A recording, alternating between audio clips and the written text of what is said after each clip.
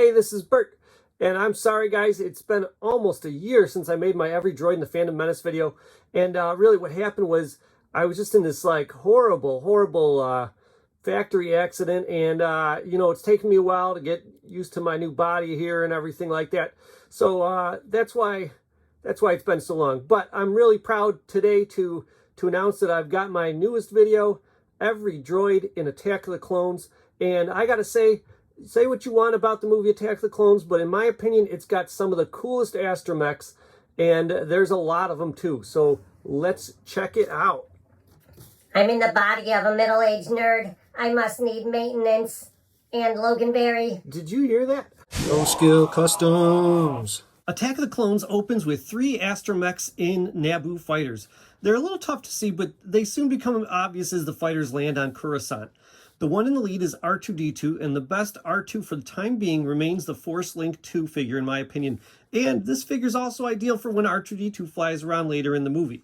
The next N1 starfighter is carrying a droid with green markings. Upon landing, we see that this droid has the same markings as R2-A6 and R2-N3. As far as I know, there's not a blown-up version for when he stands a little too close to the bomb, but R2-A6 was available in the Entertainment Earth exclusive Series 2 droid pack, and R2-N3 was from the Discover the Force Royal Starship droid pack. I think he's the better figure. The final fighter has an R2 unit with red markings. There are 2 droids established as being part of the Naboo military in the Phantom Menace, and those are R2-M5 and R2-R9. So I think we can assume that this droid is at least looks like one of these 2, and since we don't see the body, it's impossible to know which one. For R2-R9, the best is also from the Naboo Starship Astromech droid pack. R2-M5 was available also in an Entertainment Earth Astromech pack. After the bomb attack fails, an ASN-121 assassin droid is sent to kill Padme. This droid came with the 2002 Attack of the Clones Saga Phase 1 figure number 3, Obi-Wan Kenobi Coruscant Chase. Later in the bar, we can see a variety of RIC-920, ESPSA, or Espaza rickshaw droids on the TV screens. Though they're somewhat out of focus, you can see they have different head shapes. You see more of these droids and their various head shapes again later in Mos Espa a couple times, the most prominent one being, of course, the one that's used to help Padme and Anakin travel to see Watto. They've never made a rickshaw droid toy. The rickshaw droids are playing Nunaball against some Otoga 222 maintenance droids. You can get an Otoga 222 droid with the Phantom Menace Odie Mandrell figure, the Power of the Jedi Anakin figure, and the Vintage Collection Ben Quadinaro's VC-81 figure. They appear to be bluish in Attack of the Clones, so you'd have to do a little painting to make any of these very accurate. Outside the bar, a keen eye can spot 3 astromechs rolling by in the distance. 2 are traveling left to right, and 1 right to left. On the left is R3-T7, who is made as an Attack of the Clones sneak preview figure in the Power of the Jedi line. Next is R5-C7. This droid can be assembled by purchasing several Legacy Collection figures and assembling the parts. The last hasn't been made into a toy yet, and not only does this unnamed droid have interesting painted markings, behind-the-scenes shots reveal that it may also have had angular sculpted panels that differ from the standard rectangular panels of most astromechs. Off to the right in this shot, there's another droid who has seen better days. For this droid, you can once again use R2-R9 from the Discover the Force Astromech droid pack. This works well because the dome is removable. Next, we see an INS-444 installer droid fixing Padme's windows. Believe it or not, this droid has actually been made, just without its window installing accessories. You can find it described as a signal droid in the Star Tours Search for the Rebel Spy multi-pack. There is a CLE-004 cleaner droid in this scene, but that one doesn't have a figure. Also on Coruscant, we see the Senate Cam droid. You could get this as an accessory with the Episode 1 Senator Palpatine figure. While the research droid scene was removed from the film, the 2 droids are available as action figures, SP4 and JN66. And they were each found in the Saga Collection 2-pack. And additionally, JN66 droids actually are in the movie just without the spikes on their head. You can see them loading crates as Anakin and Padme walk by. Next, we see the waitress droid WA7. You can find her in the 2003 Saga collection. Then there are 3 droids that didn't make it in the film, but at least 2 of them were planned to appear outside Dexter's Diner. The other one's just in a lot of promo shots, so I'm going to share them all right here. This is R4T8, and this unseen astromech is R4A22. And this one supposedly in backstories worked at Dex's Diner. R4A22 was made into an action figure as part of the Entertainment Earth astromech pack.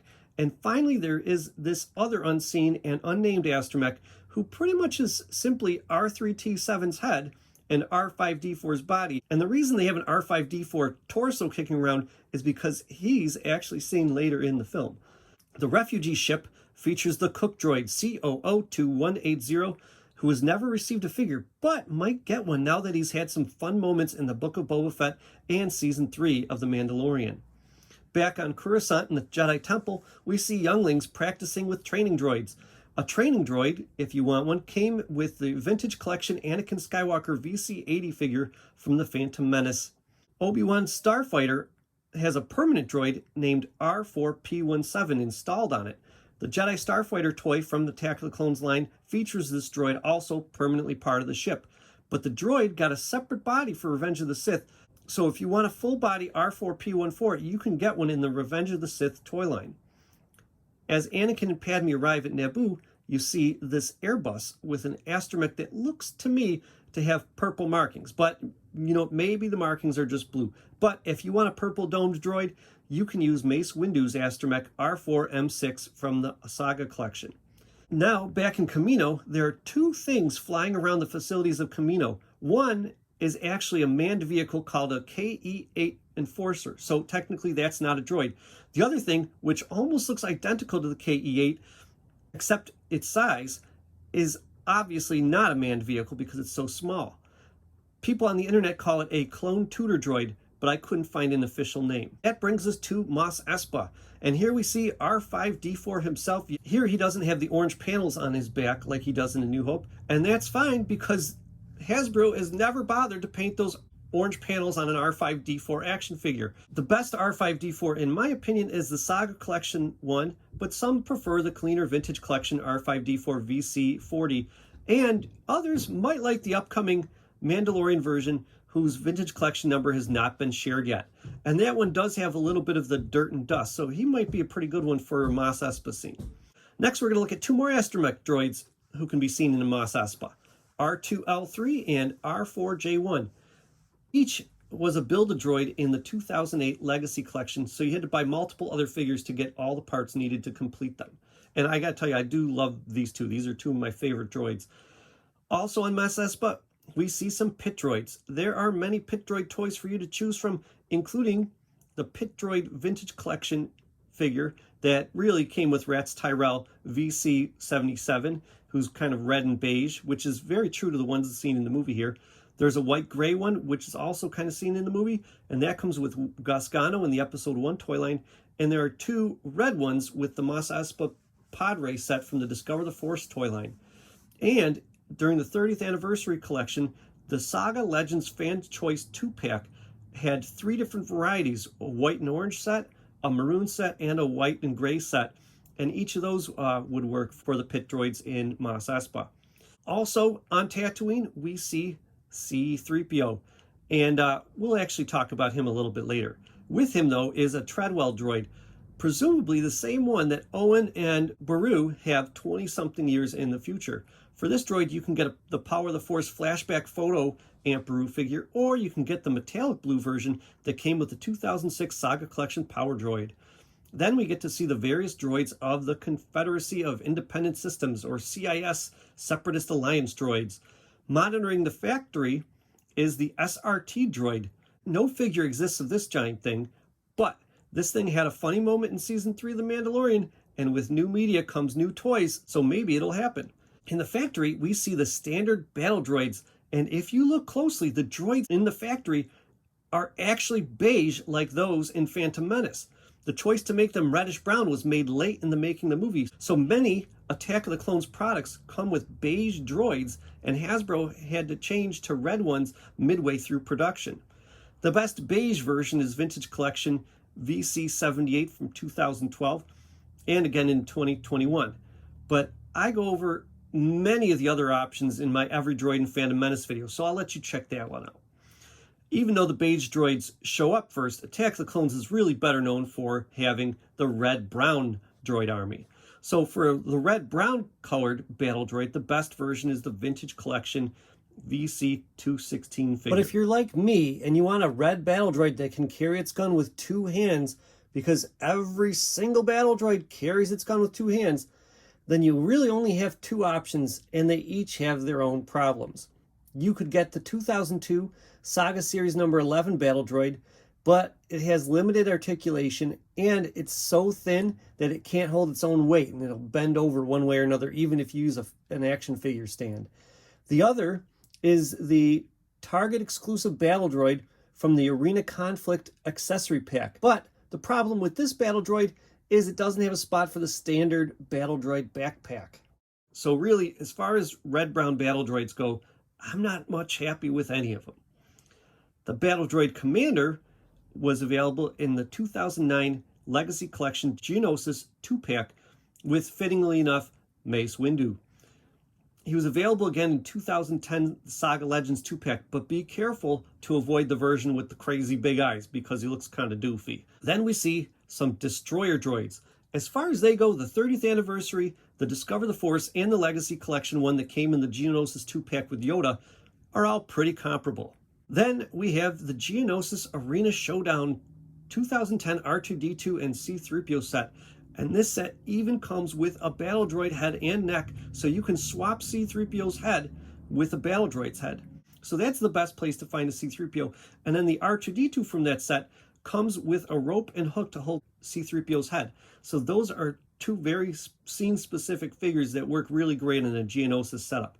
Unfortunately, that set will cost you a pretty penny because that whole wave of Geonosis-themed figure pairings was underproduced. But if you want a battle droid with C-3PO's head, you have to go back to the Attack of the Clones Deluxe C-3PO with Assembly Line set. Then we have, of course, the Super Battle Droid.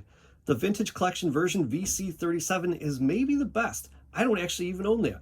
I think many of the earlier versions are pretty decent, but they lean too far into the blue range for me, and this one's more of a dirty silver and even has some convincing sand on its feet.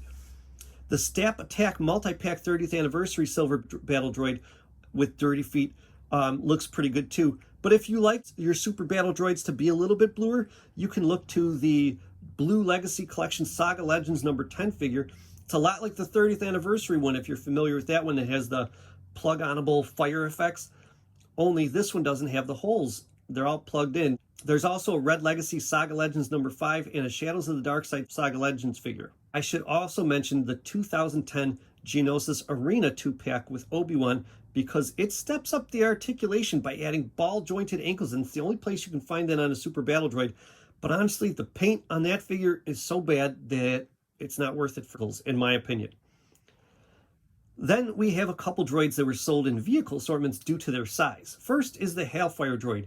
If you want the brown colors as seen in the movie, you need the Clone Wars 2006 version.